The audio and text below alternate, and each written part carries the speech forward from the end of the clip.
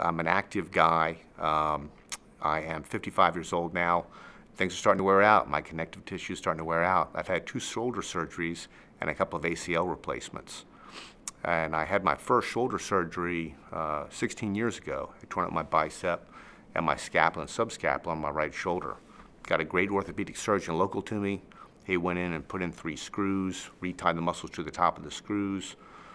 The rehab period was tough 6 weeks. That's a painful surgery to recover from, and but came back full speed and felt great about it.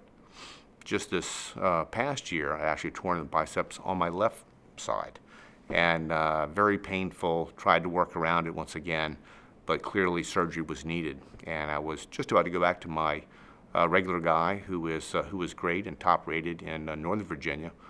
But Pinnacle recommended, look, get a second opinion, go to a shoulder specialist. So they hooked me up also within a 15-mile radius of my house, a guy who does only shoulders. And I went and saw him. I had low expectations, just figured I would reconfirm what I already knew needed to be done.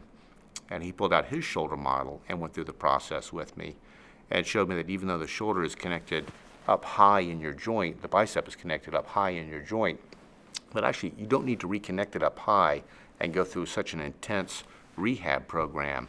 Actually, it's less invasive to go in low. You still have full functionality. Bicep keeps the same shape. You just don't need to go over the top of the shoulder the same way. So he made a convincing argument. I went with him. It was a dramatic difference. I was in therapy 2 days later, physical therapy, getting things right. Never had any pain from the procedure.